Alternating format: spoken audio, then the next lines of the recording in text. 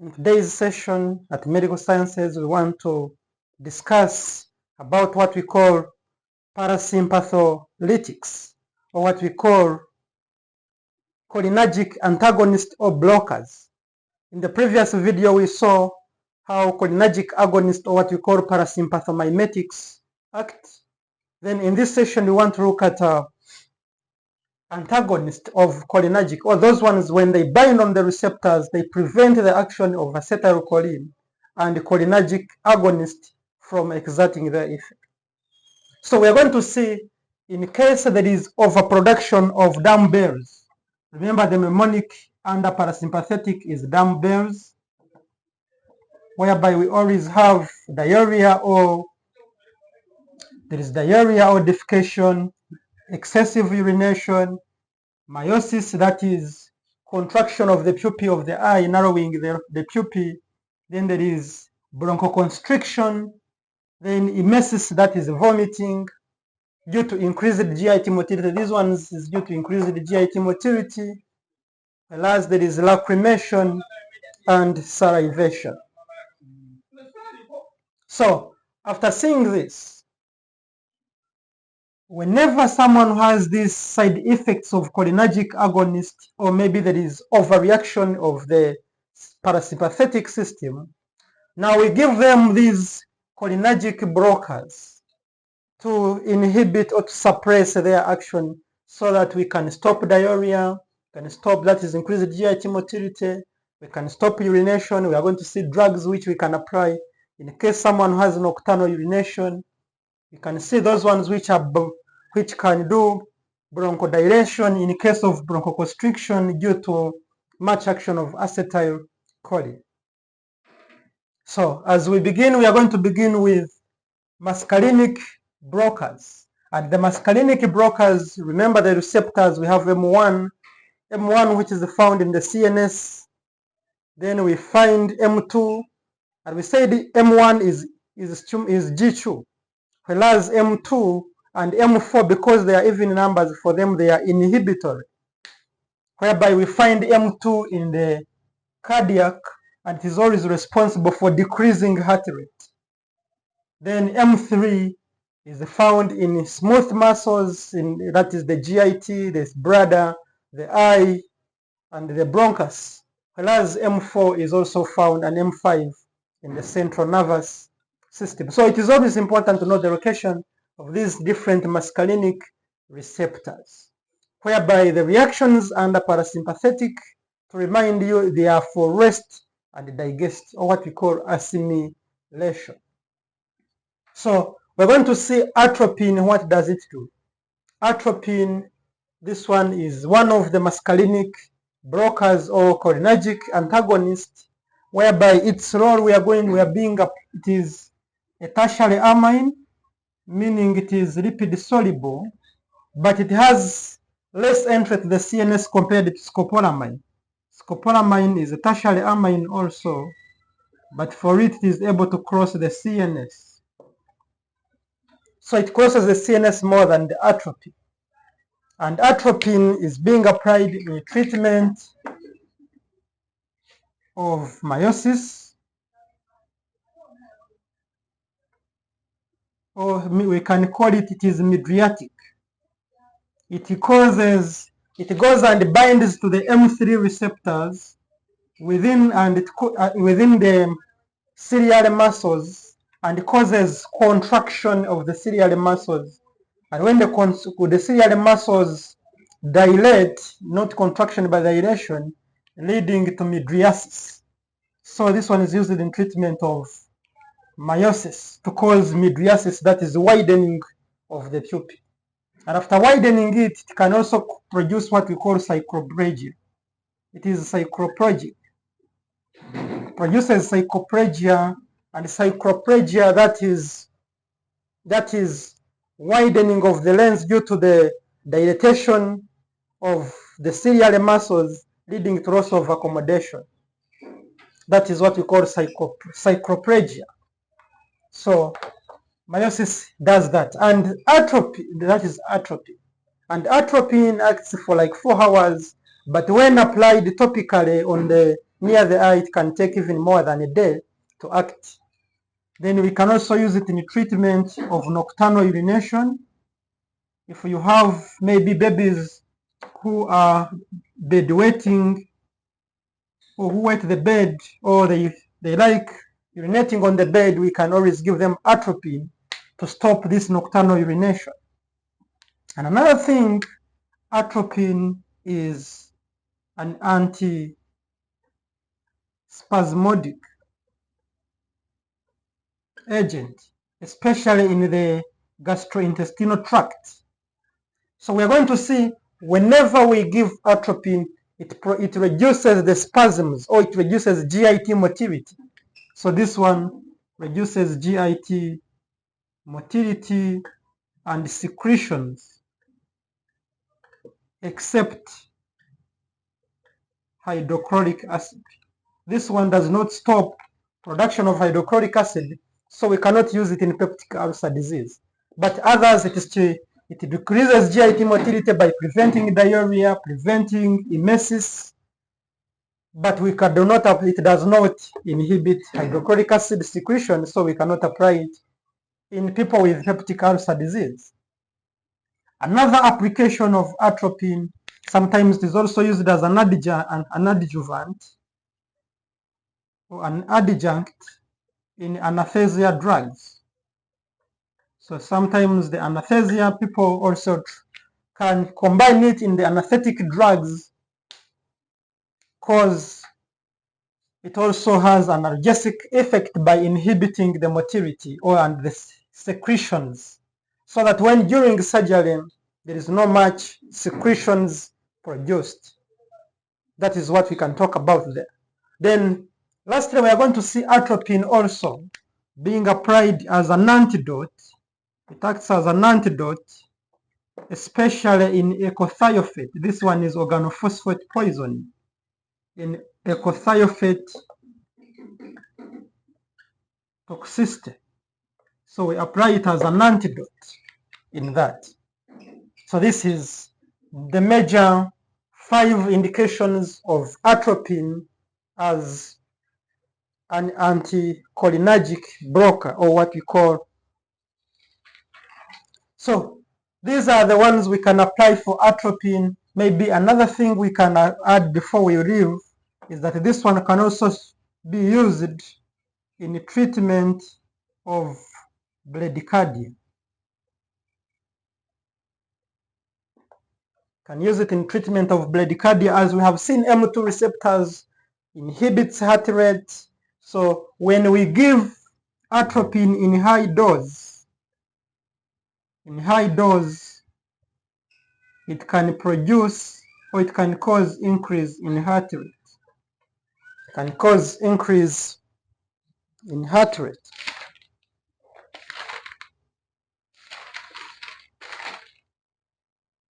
So that is, in low dosage, it causes bradycardia, but in high dose of atropine, it can increase heart rate, that is treating bradycardia. So this is what we can talk about atropine. Then the next we want to discuss is scopolamine.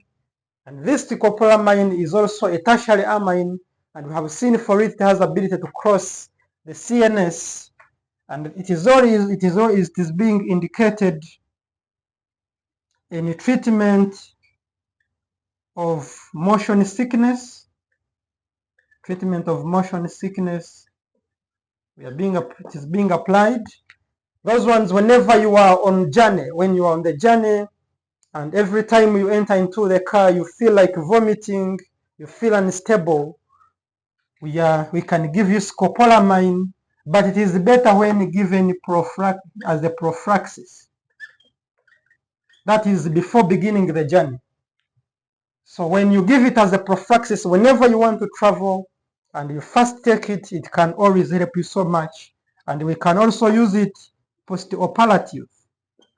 After operation or after surgery, it is being used to prevent vomiting. Prevent vomiting and nausea.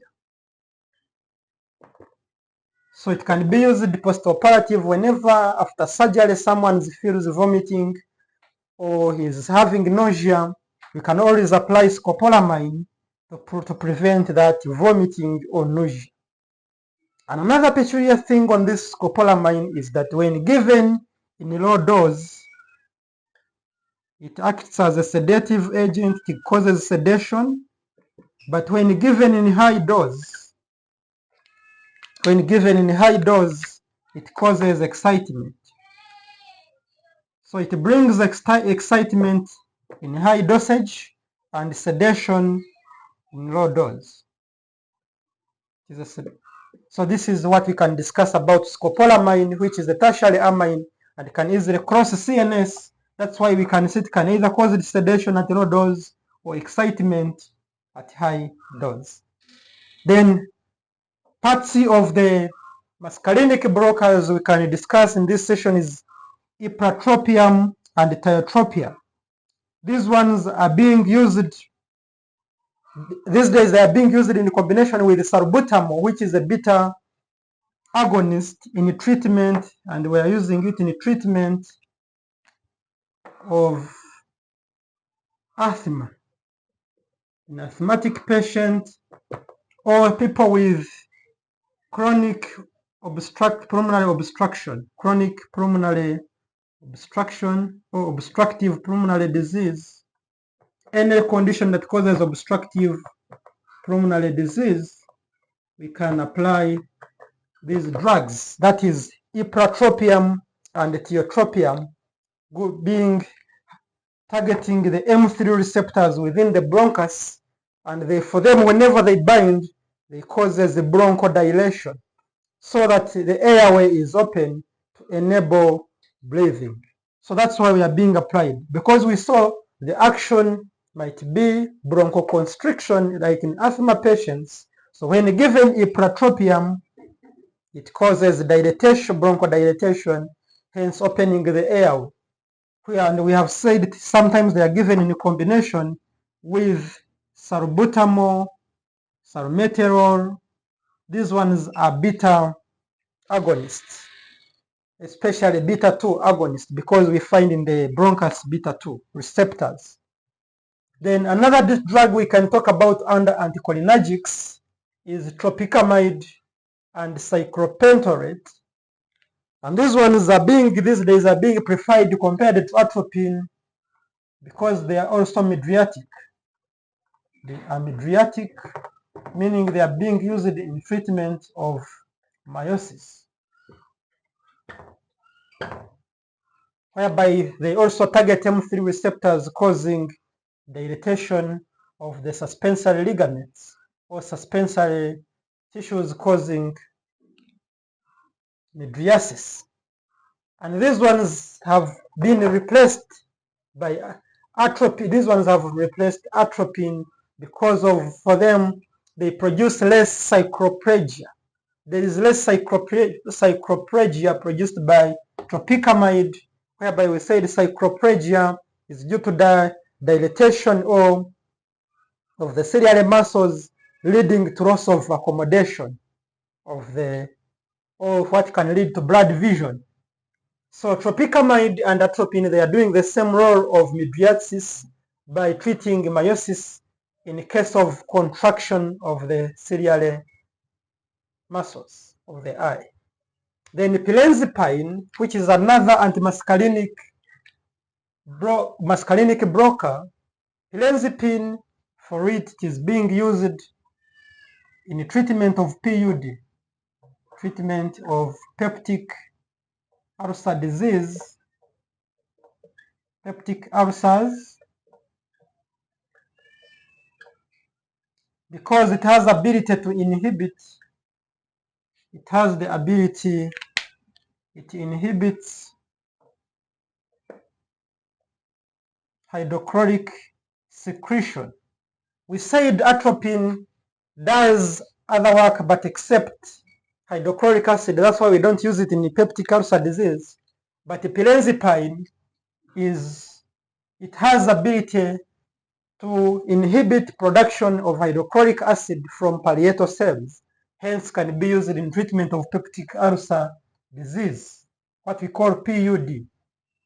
Whereas cyclomine, dicyclomine, or you can call it, another name is dicyclovaline, you can call it dicyclomine or dicyclovaline, which is for it is being used in irritation bowel disease. In case someone has irritation bowel disease, it is being used to treat that irritation. So whenever you have irritations in the GIT, you are discomfort, there is discomfort, we can always apply dicyclovaline or dicyclomine, which is the same for treatment of these irritations within the GIT. Then pirenzepine, used in the treatment of stomach and duodenal ulcer, whereby it acts by inhibiting hydrochloric acid. Then another second last muscarinic blocker is benzotropine. And this benzotropine, for it is being applied in the treatment of Parkinson's disease. This one we can apply it in the treatment of Parkinson's disease. Parkinson's disease we can use to treat by giving benzotropine as a drug. Then lastly is the dalfenacin, oxybutyrine, and phenylephrine. And these ones are being used in the treatment of overactive bladder. Overactive bladder. So whenever there is increased contractions of the bladder, we can always give these drugs to inhibit contractions. Because we saw one of the effects of cholinergic agonist is causing urination. So whenever there is overaction, this one we can apply it in people with urinary incontinence, like people who have BPH, benign prostatic hyperplasia, suffering from urinary incontinence. Every time there is a flow of urine, we can give them oxybutyrine, can give them dalfenacin, and they stop urinating every time, or it prevents excessive urination. That is overactive bladder, where we can apply these drugs. So this one marks the end of muscarinic blockers. Those ones that target M1, M2, M3, but we have seen many targeting M3 because it's the one that is distributed in many tissues. Then the second one we can talk about is neuromuscular blockers. And these neuromuscular blockers act as muscle relaxants. These ones act as muscle relaxants. And these ones can always even be given in combination with anesthetic drugs to cause relaxation of muscles so that surgery can go on very well.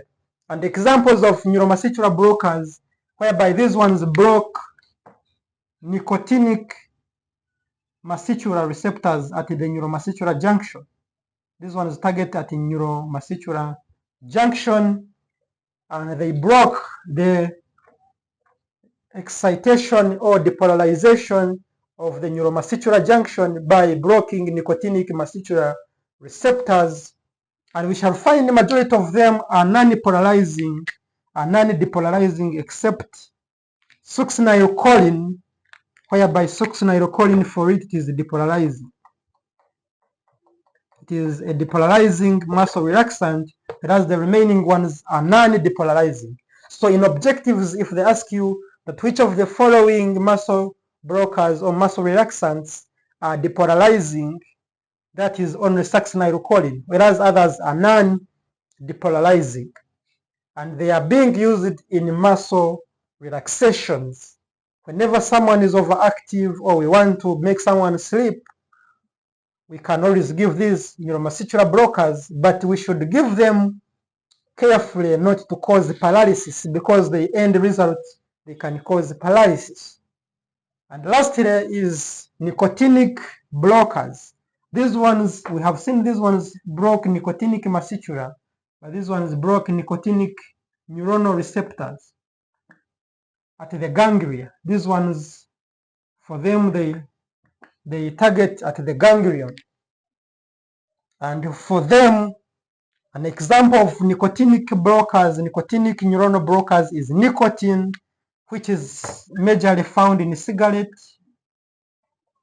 So this nicotine, when given, we normally give it in reducing doses for inducing what we call smoking withdrawal. People with, if we want to stop someone from smoking, you can always give nicotine.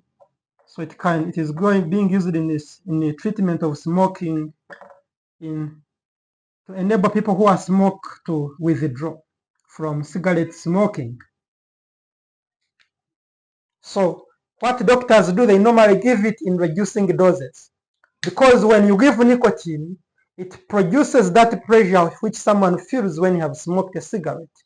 So what we do, you begin with a higher dose, you keep reducing the dose until someone is relieved from being addicted to taking cigarette. So being used. So in case you have someone who has failed to leave smoking, you can always apply nicotine in reducing dosage.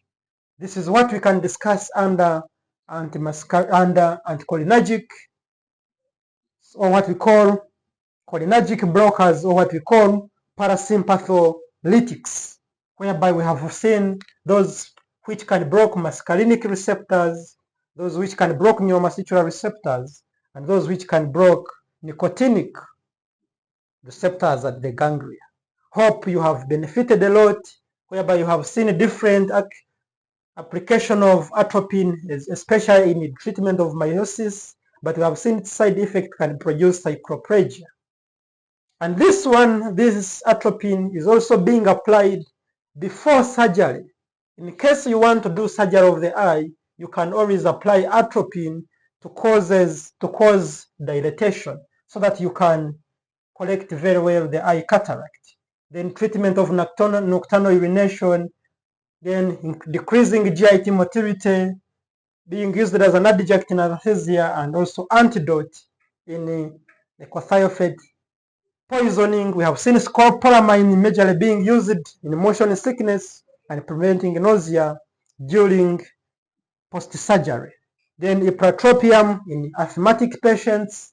This one also tropicamide, which has replaced atropine in treatment of meiosis. Then pylenzipine in peptic ulcer disease. Dicycloverin in treatment of irritation of the bowel. Then we have seen benzotropine in Parkinson's disease. Then these ones in overactive bladder in case of urinary incontinence, whereby we are applying oxybutyrine, dalifenancin, and fesoteride. Then lastly, neuromuscular blockers, which are muscle relaxants, also being used in combination with anesthesia to relieve. And we have seen the only depolarizing agent is succinylcholine. Then lastly, we have seen nicotinic blockers, and an example is nicotine, which we are using in smoking withdrawal. People who are addicted with smoking, giving them this nicotine to relieve them from smoking syndrome. Thank you so much for learning with us, and may the good Lord continue to bless you and give you the knowledge you deserve. Thank you so much.